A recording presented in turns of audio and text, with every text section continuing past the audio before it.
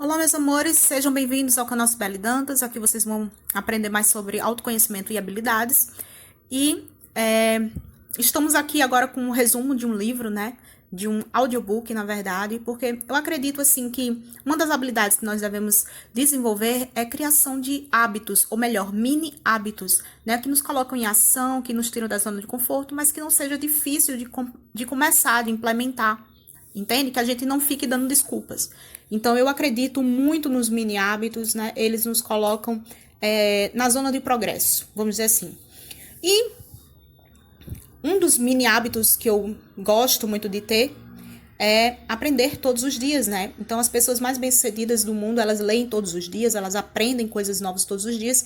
E eu sei que nem sempre dá para conciliar, dá pra gente tá lendo um livro a cada semana ou a cada mês, enfim, a média do brasileiro é ler 1 a 2 livros do ano inteiro, né? E a gente percebe que o progresso é muito lento por conta disso, né? Então a gente tem que estar aprendendo mais e mais rápido, né? O mundo está se modernizando, está mudando muito rápido e a gente tem que aprendendo coisas novas, né? Não só para se adaptar ao mercado, mas para crescer na vida como pessoa, né? Em todas as áreas, né? Ser um gestor da própria vida, né? Em todas as áreas, equilibrá-las. Então vamos lá. Aqui eu tô começando um desafio que através do aplicativo que eu uso, 12 minutos, que eu ouço resumos de audiobooks e faço um mapa mental. E aqui eu vou compartilhar com vocês, né? Vou estar semeando, vou estar ensinando, compartilhando aquilo que eu tô aprendendo, né? Porque, enfim, a gente expande quando a gente ajuda outros a expandirem também, não é verdade? Então, vamos lá.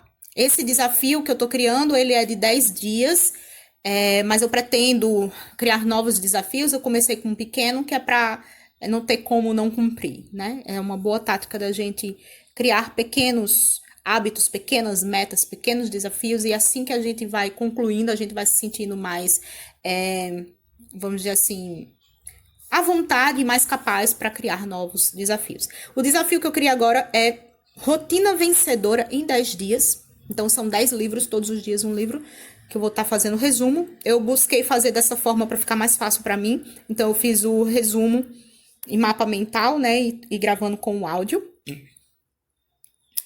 Mas eu vou testar de outras formas também mais na frente. Enfim, aqui está sendo um teste. Então vamos começar. O livro hoje é A Arte da Negociação. O autor é Michael Wheeler, né? E esse resumo foi feito por mim hoje no dia 10. Vamos lá. A primeira coisa que o Michael fala, né, que a gente deve planejar a nossa negociação, né? Fazer um mapa, tipo assim, da negociação. Esse planejamento, ele também precisa de flexibilidade. Então, ele linkou três itens que a gente deve ter atenção na hora de planejar a negociação. Então, a gente tem que entender o melhor momento de negociar, ou seja, nem sempre, quando a gente quer negociar, né, a pessoa tá disponível ou pronta para comprar, né? Às vezes ela precisa ver aquela proposta mais de uma vez, ela precisa ter confiança na pessoa, em você, né, que está oferecendo. Ela precisa perceber melhor os valores, o valor da tua proposta. Ela precisa estar precisando também, né? Às vezes ela até acha boa a proposta, mas ela diz, não é o que eu preciso agora, eu não preciso gastar agora com isso, tenho outras prioridades, enfim. Então, existe o melhor momento de negociar. Número 2, probabilidade de chegar a um acordo. Claro, quando você se coloca, né, no campo, né, nos testes, você vai começar a entender os números e você vai ver que tem um percentual. Então, a cada tantas pessoas que eu ofereço, tantos por cento compra. Fora isso, na própria negociação com aquela pessoa, né, existe uma probabilidade, vamos dizer assim, X da pessoa comprar de acordo com outras coisas antes da proposta, né? Se ela já te conhecia antes, né? Se ela já estava procurando alguma solução similar, enfim. Existe a probabilidade de chegar a um acordo ou não. Isso é importante você também tá vendo. E você tem que ter clareza também do que você tá ganhando e oferecendo na negociação. É importante sempre ter em mente, né, que deve ser uma relação ganha-ganha, ok? Número 2, ele fala de virtudes do negociador. Então, o negociador, ele precisa de virtudes que aparentam ser conflitantes até, contrastantes. mas que são essenciais, o equilíbrio dos dois, né? Então ele fala de calma e alerta, né? Não é porque você vai estar em alerta que você vai estar ansioso. Você deve estar calmo, mas atento a o que a pessoa está falando, como ela fala, enfim, aos detalhes. Número 2, paciente e proativo. Né? Então, você tem que estar calmo, mas você tem que tomar a iniciativa das coisas, né? Tem que saber o melhor momento de fazer cada coisa. E número 3 é prático e criativo, ou seja, você tem que ser objetivo, né? A pessoa prática, ela é objetiva, mas também tem que ser criativo, ou seja, usar aquilo que tem à sua disposição no momento, né? E essas coisas variam a cada momento que a gente vai negociar com a pessoa, independente, depende do ambiente, do público, de várias circunstâncias, enfim. Isso muda e você tem que usar o que você tem na hora. Número 3, ele fala de identificar circunstâncias desfavoráveis. Olha que interessante isso aqui. Então, ele dá 3 dicas, né, para você ouvir bem aquilo que a pessoa fala, mas ele também diz que isso é 15% só do que você deve estar prestando atenção. Enfim, como ela fala, como a pessoa fala, também é muito importante. O tom de voz que ela fala, se ela fala mais pausado, se ela fala muito rápido, se ela tá ansiosa ou se ela tá confiante, mas, enfim, se ela fala com segurança ou, né, ou ela tá insegura, se tem algum conflito. Enfim, são muitas coisas que você pode pegar pela fala, pelo tom de voz, se ela tá alegre, se ela tá triste, né? Várias emoções você pode estar colhendo ali através da voz da pessoa. E também a postura dela, né? A linguagem corporal, os gestos, a expressão facial, isso fala muito, né? Inclusive, se a pessoa tá mentindo ou não, se a pessoa tá tranquila em fazer aquela negociação no momento, ou se ela tá estressada. Você vai identificar muita coisa pela postura. Inclusive, tem muitos peritos, né? Hoje em dia, estudando essa área da comunicação, que ela é silenciosa, é uma comunicação silenciosa, mas ela fala muito mais do que a própria fala da pessoa, né? Hoje em dia, muitas pessoas se importam muito com aparência, então elas falam diferente daquilo que elas sentem, né? Mas através dos gestos a pessoa se entrega, mesmo que seja nos mínimos detalhes, né? Então, já tem esse estudo bem aprofundado, né? Com técnicas e peritos de linguagem corporal, e é um bom conhecimento para se adquirir. Mas é claro que isso é com o tempo, ok? Então, número 4, ele fala de comece bem a negociação. E como é que a gente começa bem? Causando uma boa impressão. Então, a gente sabe que o primeiro encontro, o primeiro momento, a primeira impressão é a que fica, né? E principalmente aqueles primeiros 15 segundos, 15 a 30 segundos de contato, né? Então, ele fala que é importante você se preparar, entender bem o seu cliente, ou seja, os desejos do cliente, as dores, as insatisfações, né? O que a pessoa já tentou fazer, né? As opções que a pessoa tem, as condições que a pessoa também está no momento. Tudo isso é importante para que você faça uma proposta mais ajustada ao cliente, ok? Pontualidade também é muito importante, né? Isso passa confiança, credibilidade e aparência, né? Se você tá elegante, tá confortável, tá limpo, enfim. Apresentável, né? Número 2, ele fala do foco. Então, você deve focar no interesse comum, nunca nas divergências, né? No que vocês conflitam, mas sempre em vamos solucionar juntos esse problema. Nunca se coloque como eu vou solucionar o seu problema, porque, não sei, é uma forma de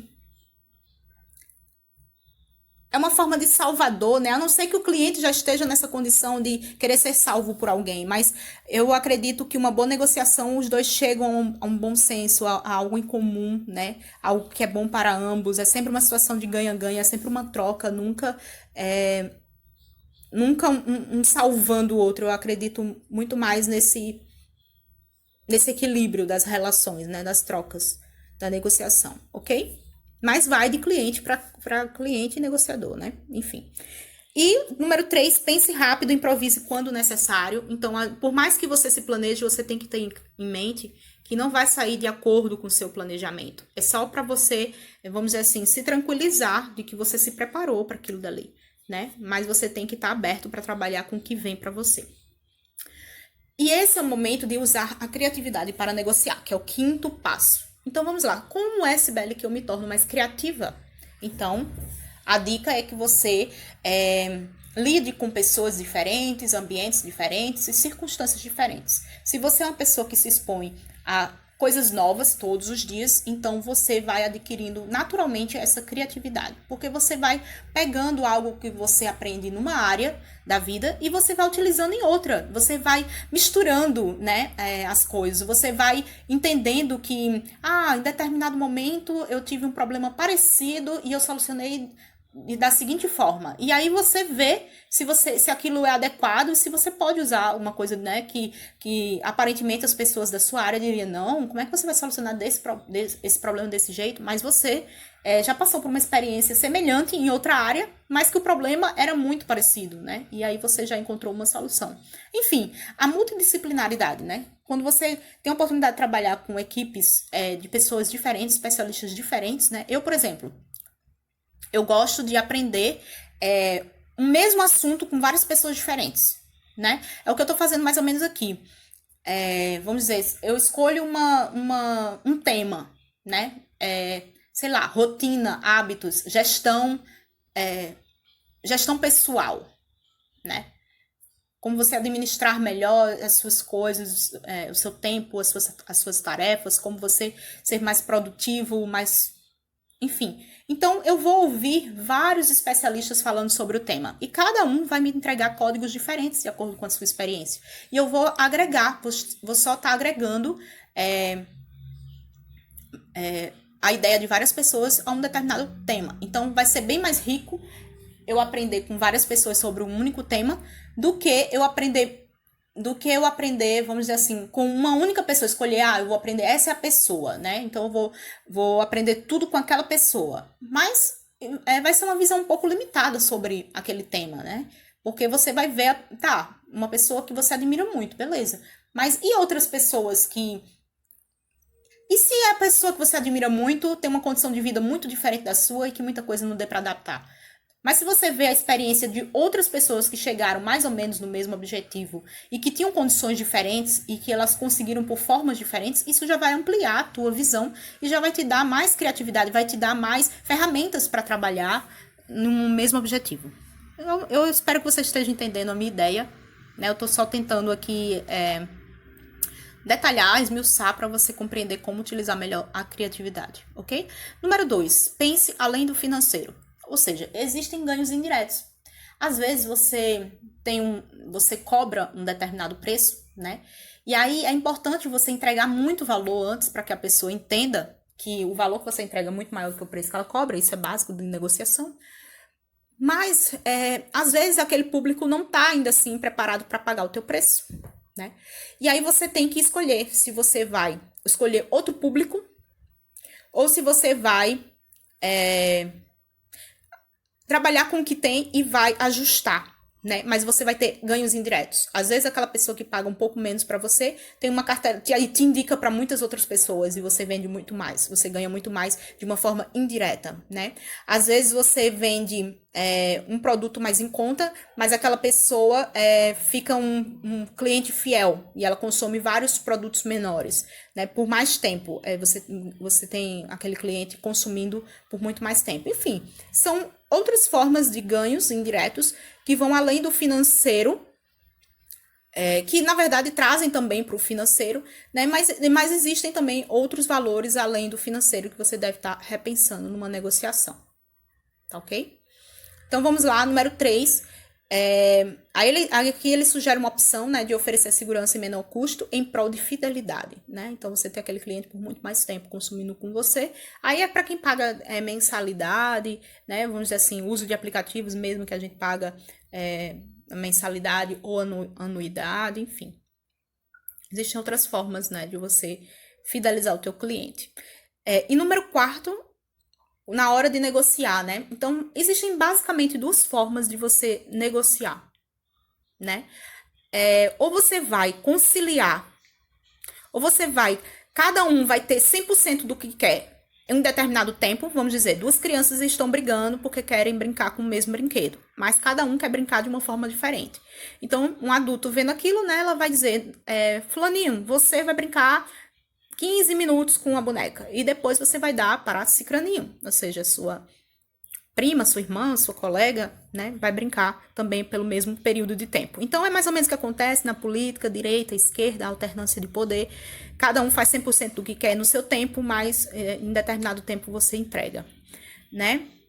Essa é uma forma, né? E a forma mais comum, né, de negociação é essa aqui, sim, não, sim. Ou seja, você diz sim, mas você sugere novas condições. Aí você diz não, né? Não.